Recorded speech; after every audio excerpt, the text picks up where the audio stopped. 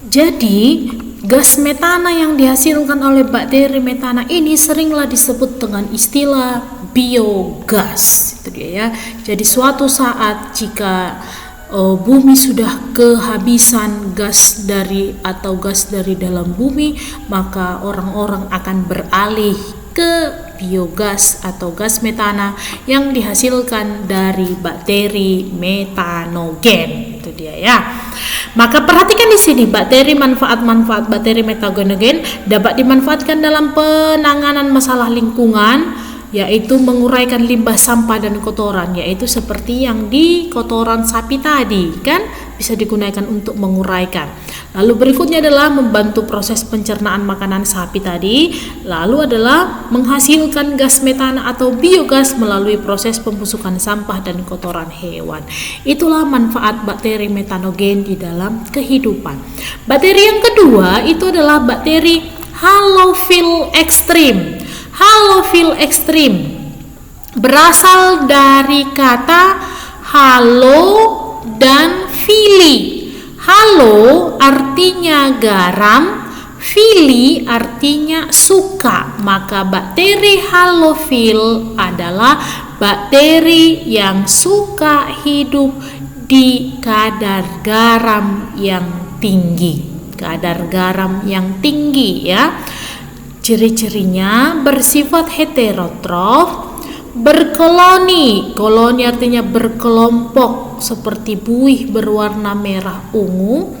Hidup pada lingkungan berkadar garam tinggi, ini dia tadi, seperti danau air asin, dan melakukan pernafasan aerobik dan fotosintesis. Itu dia ya. Kalau metanogen tadi itu anaerobik, kalau halofil aerobik. Kita lihat contohnya ini, laut air asin. Jadi ini adalah kadang-kadang juga hidup di laut mati, laut yang kadar garamnya sangat tinggi. Kenapa dikatakan dia laut mati? Karena tidak ada makhluk hidup yang mampu hidup di sana karena kadar garamnya yang tinggi kecuali bakteri ini. Tetapi bakteri ini bisa hidup karena bakteri Halobacterium adalah bakteri yang suka hidup pada kadar garam yang tinggi. Inilah dia ya. Yang ketiga adalah termofil ekstrim, berasal dari kata termo artinya suhu dan fili artinya suka, berarti suka pada suhu yang tinggi, suhu panas. Disebut juga sebagai termosiadofilik, artinya adalah suka pada suhu yang tinggi dan kadar asam yang tinggi. Itu dia. Hidupnya dengan mengoksidasi sulfur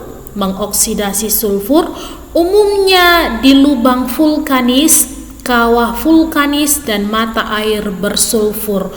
Contoh mata air bersulfur ini adalah mata air permandian air panas kawah dari gunung berapi yang ada di Tarutung, yang ada di Sipoholon ya, atau di Tarutung, yang ada di Brastagi, yang ada di Samosir.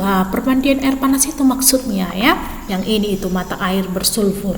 Lalu berikutnya adalah menggunakan hidrogen dan sulfur anorganik sebagai sumber energinya. Itu dia. Ini perhatikan, kawah bersulfur. Maka di sini hiduplah bakteri sulfolobus namanya. Bakteri sulfolobus hidup di sini atau di sini hidup dia. Ya. Itulah bakteri-bakteri yang termasuk ke dalam kelompok Archaebacteria. Ada bakteri metanogen, ada bakteri halofil, dan ada bakteri termosiadofilik. Hidup di rawa-rawa, hidup di kadar garam yang tinggi, dan hidup di suhu yang tinggi. Itu dia ya. Peranan Archaebacteria bagi kehidupan manusia, meningkatkan kemampuan deterjen dan sabun cuci pada suhu dan pH tinggi. Ini dia tadi kan yang berarti termasuklah ini contoh bakteri termosiadofilik, supaya deterjen atau sabun itu bisa tetap juga berbuih walaupun pada suhu yang tinggi. Lalu menggunakan pati jagung menjadi dekstrin atau sejenis karbohidrat. mengatasi pencemaran akibat tumpahan minyak. Yang kedua adalah eubakteria, sering disebut sebagai bakteri sesungguhnya. Ciri-cirinya adalah uniseluler atau bersel satu, uni artinya satu ya, berukuran sangat kecil, hidupnya ada yang soliter berkelompok, bersimbiosis melakukan hubungan, lalu saprofit ini artinya adalah mendapatkan makanan dari yang sudah mati, dan parasit mendapatkan makanan dari inangnya. Dinding selnya terdiri dari mukopolisakarida dan peptidoglika, mampu menyekresikan lendir ke permukaan selnya. Pada kondisi yang tidak menguntungkan dapat membentuk endospora, dan ada yang bergerak atau tidak bergerak. Yang tidak bergerak ini biasanya akan melakukan supaya dapat berpindah tempat dengan cara berguling gitu ya. Perhatikan struktur tubuh daripada bakteri ya. Ini kapsulnya, lalu ada ini kromosom-kromosomnya. Kita lihat satu persatu. Ini namanya flagelnya. Ini pilinya namanya ya, pili. Perhatikan. Kapsul, lalu sitoplasmanya. Jadi kalau virus itu bukan tidak termasuk ke dalam makhluk hidup, kalau bakteri termasuk ke dalam makhluk hidup karena apa? Memiliki sel.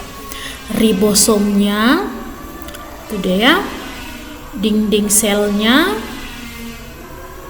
lalu membran plasmanya, baru area intinya, ini namanya plasmid, ini namanya flagel, fimbria atau fili sering juga disebut, lalu membran plasma, dinding sel, kapsul, itu dia ya. Inilah bagian-bagiannya. Kita lihat satu persatu apa fungsinya. Kapsul, ini tadi kapsul yang paling luar, berfungsi untuk resistensi supaya tahan terhadap kekeringan, itu dia ya, dan menyimpan sebagai cadangan makanan. Dinding selnya adalah memberi kekuatan dan bentuk tubuh. Membran selnya mempertahankan kesatuan sel, regulasi, transportasi, pangkal. Dinding sel dan membran plasma ini tadi. Dinding sel yang ini yang kedua, lalu membran plasma yang ketiga.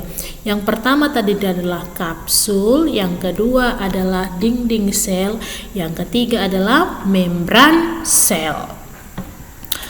Nukleoid membawa sifat genetik yang esensial, flagel alat gerak, fimbria alat pelekat pada substrat maupun antar sel. Ketika dia sudah bergerak menggunakan flagelnya, dia akan melekatkan dirinya menggunakan fimbrianya. Ini tadi fimbria yang kecil-kecil ya, yang fimbria itu yang kecil-kecil. Lalu berikutnya ada pilus sebagai pilus alat pelekat dan transfer game. Endospora pertahanan diri terhadap lingkungan yang tidak menguntungkan. Ini hanya dibentuk ketika dia sudah berada di dalam keadaan yang tidak menguntungkan. Maka di sini kita tidak menemukan endospora karena belum berada pada keadaan yang tidak menguntungkan. Sitoplasma tempat terjadinya reaksi metabolik. Ribosom tempat terjadinya sintesis protein. Ini tadi sitoplasma, cairan sel. Lalu yang kecil-kecil ini semua namanya ribosom. Ribosom ini adalah untuk membentuk sintesis protein. Lalu plasmid pembawa sifat genetik tidak esensial. Ini plasmid tadi yang kecil ini. Ini semua kromosom. Ini ya. Lalu badan inklusi menyimpan nutrien saat jumlahnya melimpah dan menggunakan saatnya tubuhnya. Jadi inilah struktur tubuh daripada bakteri. Ingat tadi yang pertama sekali bahwa Monera dibagi menjadi dua, yaitu Archaebacteria dan Eubacteria. Ini sudah kita jelaskan tadi, terdiri atas 3. Yang ini adalah Eubacteria, sekarang kita masuk ya. Maka untuk Eubacteria itu kita cukup membahas sampai di sini, yaitu tentang struktur tubuhnya. Di pertemuan berikutnya Ibu akan menjelaskan tentang reproduksi bakteri. Jadi semoga ini dapat dipahami dan membantu. Pertemuan kita sampai di sini. Selamat pagi.